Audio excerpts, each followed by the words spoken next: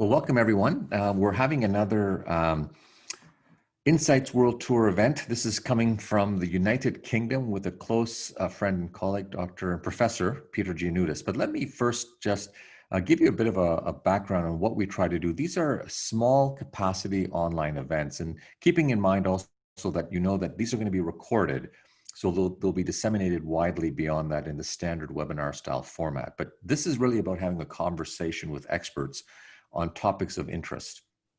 I also remind you to take a moment, if you can, to make sure that you're muted and that you're off video during the presentation period. And also remind you to take a moment to go to the website at oeworldtour.com and look at some of the other presentations. If you enjoy this format and you enjoy today's session, you can see that there's a few more coming. So we have another full day. We have more coming this evening and a few more coming tomorrow. So do take advantage of that. But once again, let me take a moment just to introduce really doesn't really, and we say that, but then there are a few cases where it truly means that, where this gentleman does not need an introduction. But for those of you who aren't aware, this is Professor Peter Giannoutis, who's Professor and Chairman in Trauma and Orthopedic Surgery in the School of Medicine at the University of Leeds. He has probably, if not the single most published surgeon that I know, and has done lots and lots for the care of patients worldwide through his effortless and long-term and tireless efforts towards improving the care of patients with fractures. Today, he'll speak to us about long bone non-union. When and why should I apply the diamond concept? Peter, thank you again for joining us. Thank you very much for the warm introduction. It's always a pleasure to contribute to your all phenomenal educational events. So let's start straight away with my presentation this evening. We are all familiar that one of the most common post-fracture fixation complications that we need to deal with in our clinics is an impaired fracture healing response. And this is what we probably observe quite frequently in our practice. Definition of non-union, you're aware that there are a number of definitions, but if you look what is most commonly used nowadays, cessation of all healing processes and union has not yet occurred, or a fracture which in the opinion of the treating surgeon has no potential to heal without further intervention. The incidence of this clinical entity has been estimated to range between 5 to 10%, depending on what kind of series you are coding.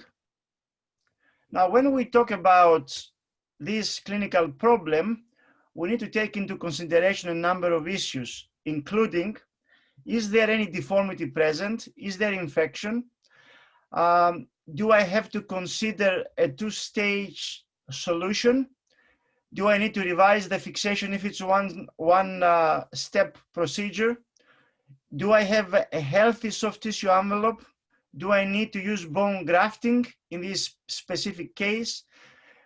If not bone grafting, do I need to consider the implantation of a growth factor or any other means of biological stimulation? But most importantly of all, we must clearly define whether we've got stability and whether there is present still, despite the impaired fracture healing, adequate biological activity.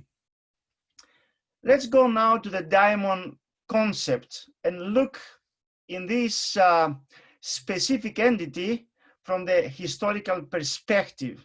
It was 2006 when along with my colleagues Thomas Ihorn from Boston and David Marsh from London, we discussed over a dinner the lack of a common language amongst surgeons for the understanding and treatment of the non-union problem.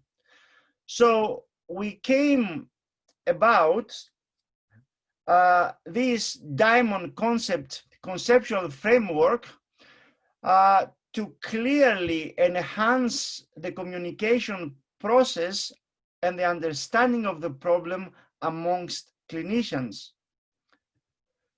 So we came about with a conclusion that the minimum essential requirements for this problem to treat it and to have a successful outcome, you need to have adequate vascularity, you must have adequate stability, and you must consider also the biological substrate of the problem and evaluate whether in the local environment you've got adequate progenitor cells, a matrix, the so-called scaffold where these cells can reside, and also whether you've got the inductive stimulus, a growth factor that will stimulate the cells to undergo the process of mitogenesis and differentiation. And this is what the diamond concept is all about. You need to think about vascularity, the biological substrate of the non-union environment, and your mechanical stability, whether it is adequate or not. Moreover, you need to consider in your decision-making process in terms of treatment, the host and the comorbidities of the host. So the question is, this diamond conceptual framework of fracture healing, do I have to apply and to implant all the time all these important parameters of the biological substrate, and do I have to revise the fixation all the time? How do I decide what do I need to do when I'm dealing with these difficult non-union cases? So the solution to that is what we published a few years back, the so-called non-union scoring system, which is a classification system to define how difficult is the non-union you are dealing with. And if it's non-union, then you need to think about escalation of your treatment in terms of what you need to do. So based on this classification system, you need to consider the bone itself, and you can see here a number of parameters that you need to assess, and depending on how is the quality of the bone, what was the primary injury, bone on open or closed, then you need to give a score to the bone element. Similarly, you need to evaluate the state of the soft tissues, and you need to score the state of the soft tissues, and also you need to consider the patient itself and then provide a score for the comorbidities which might be present, or whether the patient takes a number of medications that can exert a compromise effect into your treatment plan, and also to consider whether the patient is a smoker or not. So based on these non-union severity score, you can score from 0 to 100 points, and then depending on how many points you have accumulated, you can implement the appropriate treatment strategy. So if it's less than 25 points, you need to consider a monotherapy approach. If it's more than 25 points up to 50, you need to consider some form of biotechnology approach. If it's more than 50 points, you need to consider polytherapy, maybe the full-blown diamond configuration. And if it's more than 75 points, then you need to consider a primary amputation, because you are dealing with a very complex problem. In terms of the validation of these non-union severity scoring system, we've got a number of publications. One of them is here, where the authors concluded that it can be a valid guidance to the surgeon to treat low extremity non-union. This is a validation of this system evaluating 300 long bone non-unions. And let me take you to a couple of examples to share with you how this system is being applied. So this is a case of a 30-year-old female, fell off a horse. The subtrochanteric fracture was stabilized within the medullary nail. And you can see 8 months follow-up, although you've got a stable implant, you still have a non-united fracture. If you compute the score, it's about 25 points. So in that case, you can think about applying a monotherapy approach. And this is what we did in this case. We implanted a bone marrow aspirate, implantation of progenitor cells, as you can see here. It was injected following aspiration from the pelvis. And you can see 3.5 months later, the evolution of healing. Another case, 76-year-old female on biphosphonates for the previous 5 years. You can see the beakening and the subtrochanteric fracture. It was stabilized again with a cephalomedullary nail, but you can appreciate that there is a bit of distraction and varus on the fixation. However, 11 months down the line, there is no evidence of radiological activity. This is the CT scan when she was referred to my unit. Computing the score is 52 points. And therefore, you need to think about polytherapy here, taking into account also the comorbidity of the patients and the atypical nature of the fracture. So you need to provide biological stimulation to the underlying difficult non-union. So the non-union was stabilized with a blade plate. However, because there was still some residual instability, a second plate was inserted, 90 to 90 configuration, and then the diamond concept was applied to provide a big osteogenic stimulus to the local environment because of the altered local biology. And you can see here 6 weeks down the line, the x-rays, and by 5 months, the evolution of healing in this difficult non-union. Now, in terms of the evidence, we've published 64 cases applying this diamond concept in long bone non-unions, and you can see that the overall success rate was 97%. This is from my institution. This is another publication where we applied this concept into subtrochanteric fracture non-unions with implant failure. Again, very good overall healing rate. And this is some other publications that you can find in the literature reporting on how this diamond concept can be applied for the successful treatment of long bone non-unions. This is another publication, and it's not my intention to go through these publications, but make you aware about them. So to conclude, in my practice, I use the diamond configuration and the non-union severity score to evaluate the severity of the non-union and to decide how I can escalate my treatment modality, taking into consideration the diamond concept for fracture healing and treating non-unions. In my opinion, every patient and every non-union carries different characteristics and challenges.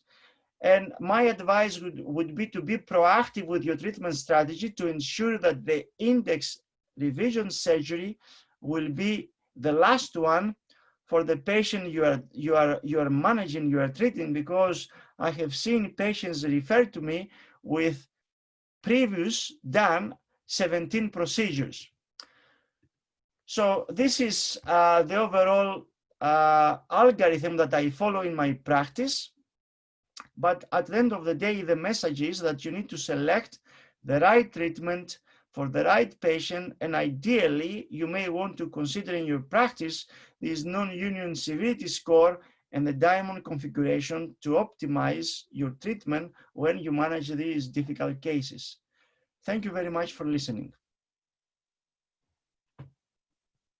That was superb. Thank you so much. And lots covered in a very short period of time. Let me, if I could, Peter, just maybe try to deconstruct a few questions that I had. There might be others who will hear this at a later date, and some might be also questioning who are listening right now.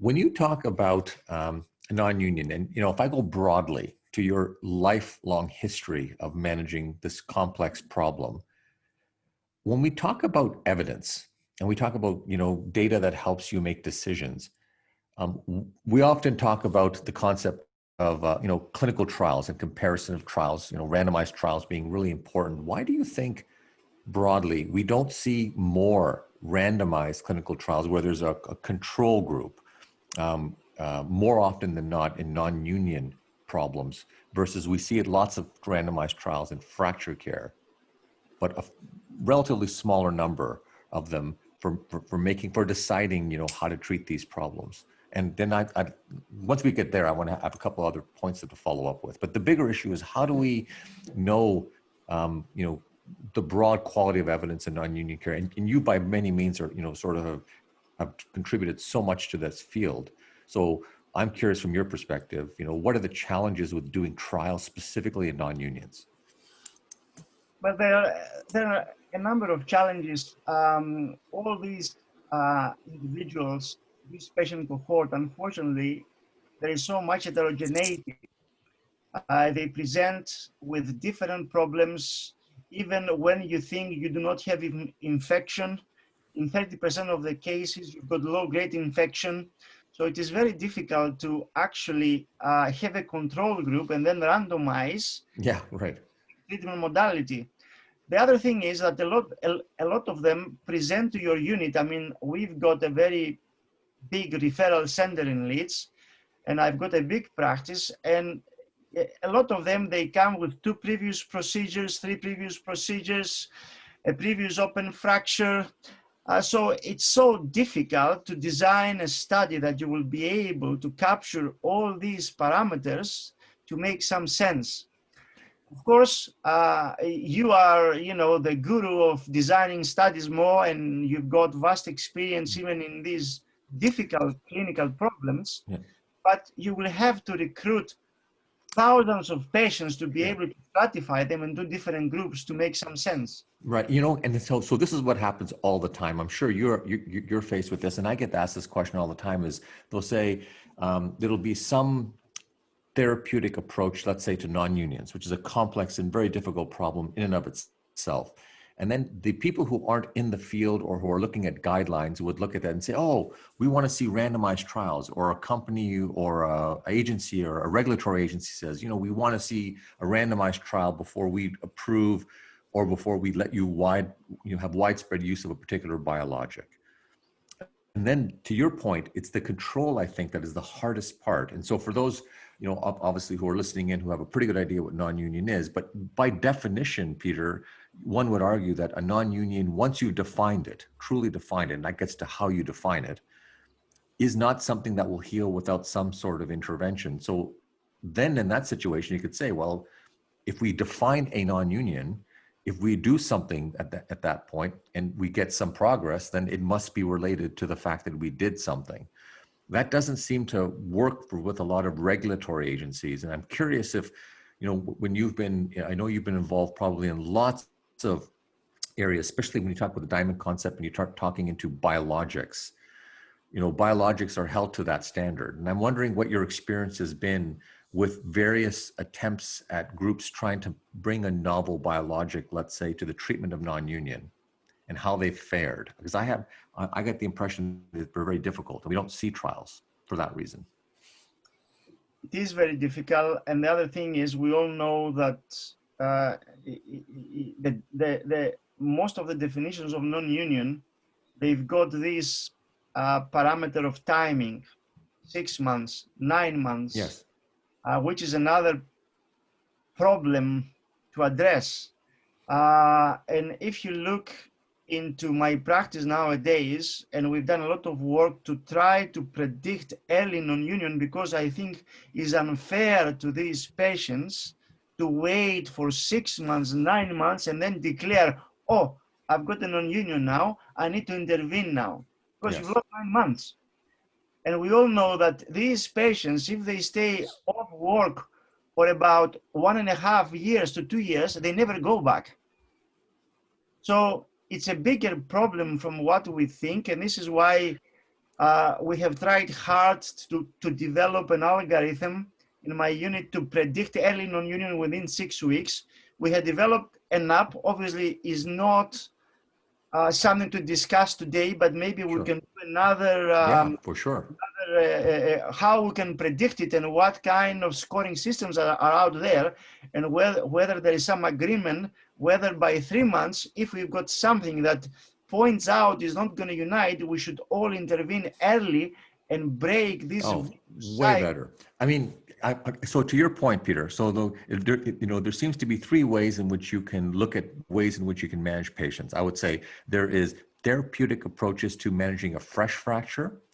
There's therapeutic management, which you beautifully outlined, for an established non-union, and using, the concepts in your non-union severity score.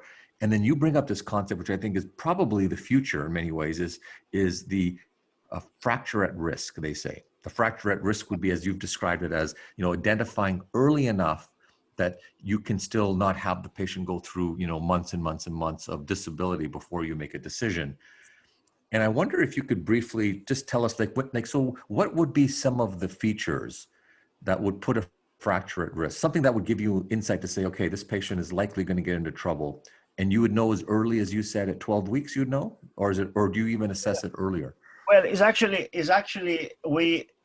we think we can do it by 6 weeks, but Oh, that's pretty good. we have developed an app which we can talk a different Yeah, sure. time.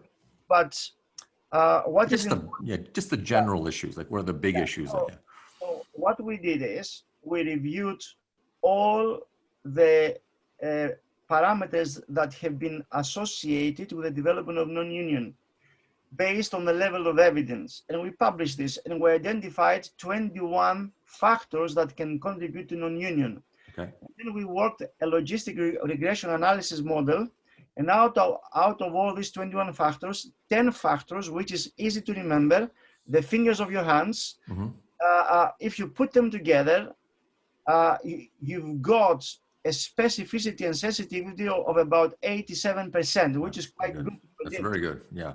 Now, initially we thought we can go for 6 weeks, but then because infection, low-grade infection or severe infection can we thought if it doesn't present by 12 weeks, then it's highly unlikely will present, although you can pick it up 8 months down the line or a year down the line. But because infection is one of the parameters, we extended the time scale from 6 weeks to 3 months, right? We are in the process now to design a prospective study to test the app, because it's an app that you can actually do it in the clinic when you see the patient. So what is important is you need to look at the original X-rays and identify and look into the degree of displacement of the fracture.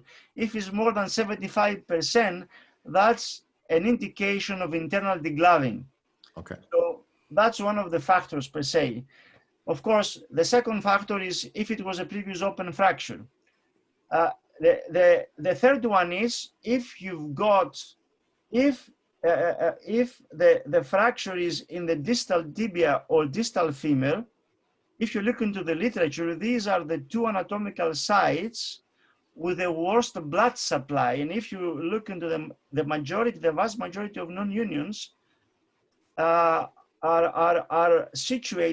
located in the distal 1/3 of the tibia and the femur. And this is part of the problem, I think, is that the vascularity there is less compared to the mid shaft or the proximal tibia or the proximal femur, as an example. So there are 10 parameters that we have identified, the degree of stability and so on, that if you compute them and you put them in the app, it gives you a score from 0 to 10. Any score above 6 predicts non-union by 87%.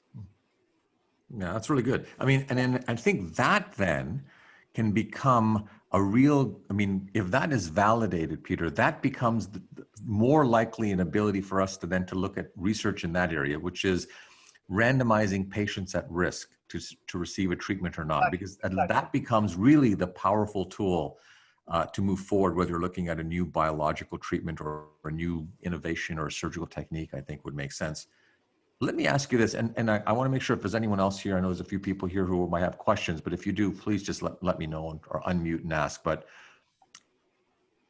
when you look, and I'm sure you're probably pretty good sense of what's coming down the pipeline, what are the future, where do you believe the future innovation in the treatment of non-union is going to happen? So you've been promoting a very principled concept today, but when you look to the future, Do you see the future, the big innovation in non-unions being a biological innovation? Do you still, is it going to be a principled, technique?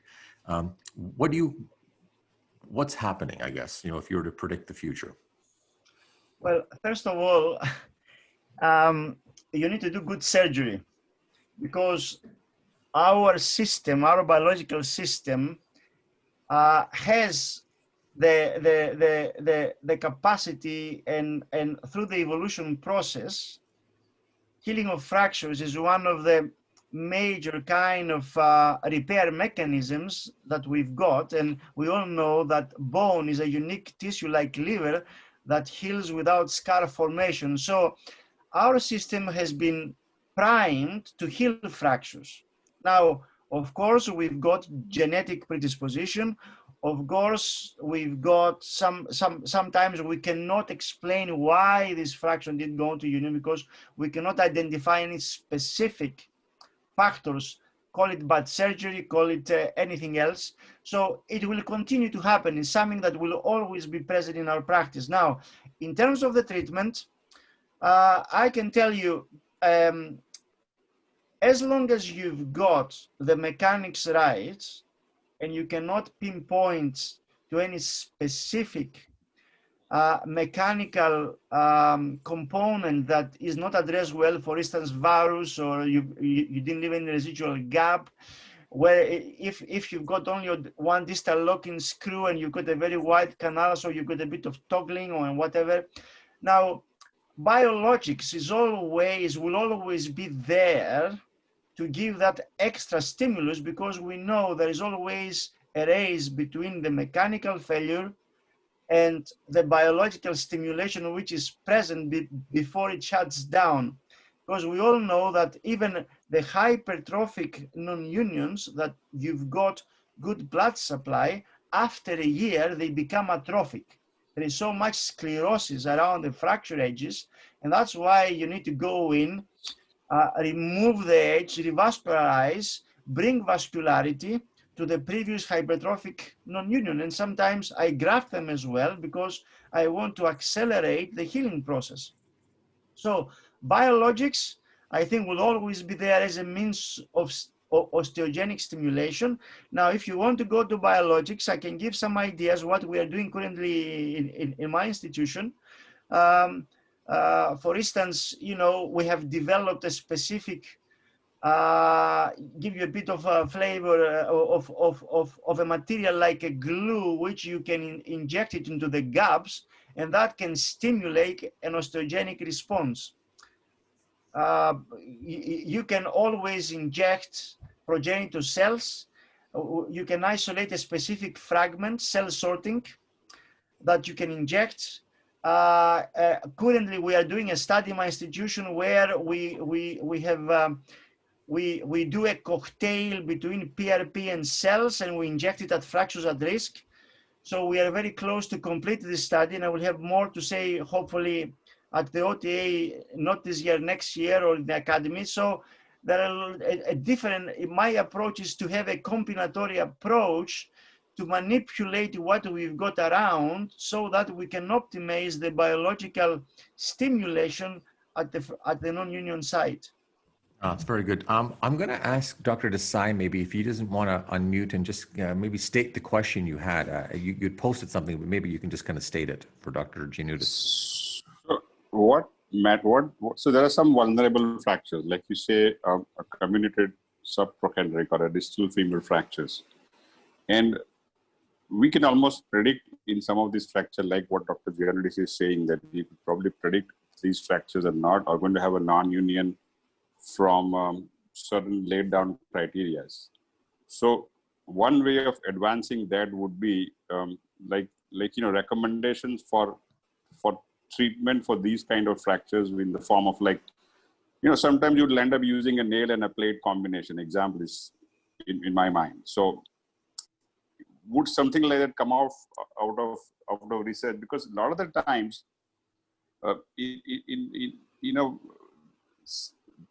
because we don't study the fractures by their sort of severity, sometimes the the estimate of non-unions or predictability of non-unions are difficult, or are not so easy. So I'm just wondering, from what he's saying, can you do something proactive? Another example I would say is, if you got a poliomyelitic subtrochanteric fracture, I would surely double plate it, because that fracture would fade very likely. Okay, so I think I get your point. I guess, Peter, the point is that, when you have the diamond concept, you have a non-union severity score already put in place. I think what we're hearing is, are there just situations right off the bat, right at the time zero, where this is going to have a bad outcome, and at that point, do you put everything at it? Do you go right into everything, or whatever you have at your means? Do you go full out, or would you be still more calculated and stepwise? Well, what I can suggest for this specific example, let's say subtrochanteric fractures, one of the predisposing factors, in my opinion, and what I have observed quite frequently in my practice, is the deficiency of the medial wall, where all the compression forces are being loaded.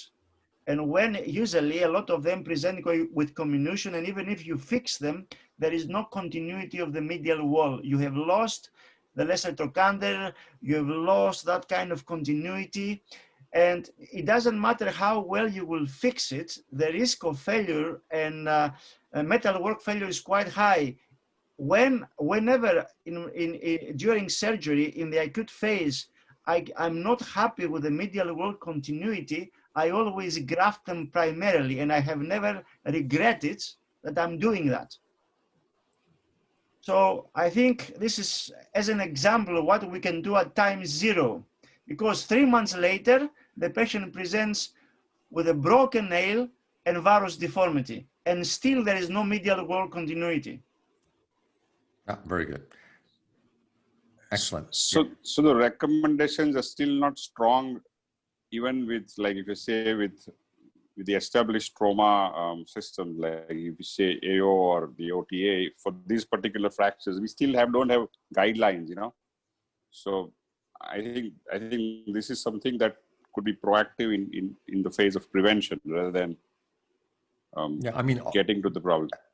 Right, and I think that gets to the point that Dr. Giannoulis is talking about, which is fractures at risk, right? Identifying those individuals, validating those systems, and then ultimately finding treatment algorithms to follow, which I imagine will be part of his roadmap of things he'll be presenting to us. So we're we'll have to get you back to speak about that, Peter, because it seems that that's going to be a highly anticipated area of work. Another example more is, just to conclude, is that when you manage atypical fractures, this abnormal osteogenic activity, I have a very low threshold to graft them, because it will be a problem. And you wait, and if you look into the literature, up to 30% of them will go to non-union. So what does it take to graft them and to create, an inflammatory reaction around the subtrochanteric area and put some graft there? It's very easy, time zero. That makes sense. No, it's superb. Listen, we could continue to discuss these issues and continue to pick your brain for many, many more minutes. But out of respect for your time and also for those who have attended, we've tried to keep this to 30 minutes. I want to thank you again, Dr. Giannoulis, for taking some time and sharing your insights. And maybe I'll leave the final comment to you in closing this session off today. Thank you so much. Well, what I would like to say more is that you're doing a great job. These series are very educational for all of us. I'm delighted to contribute, and I just want to say, continue all this good work that you do for all of us. Oh, well, it's likewise. I feel like I'm just sitting here asking questions. The hard work is all yours, and those who attend, right? I'm just here to ask questions. But I thank you all. Thank you. Yeah. Thank you all. Listen, take care, everyone, and we'll enjoy the rest of your day or the rest of your evening. Thanks again.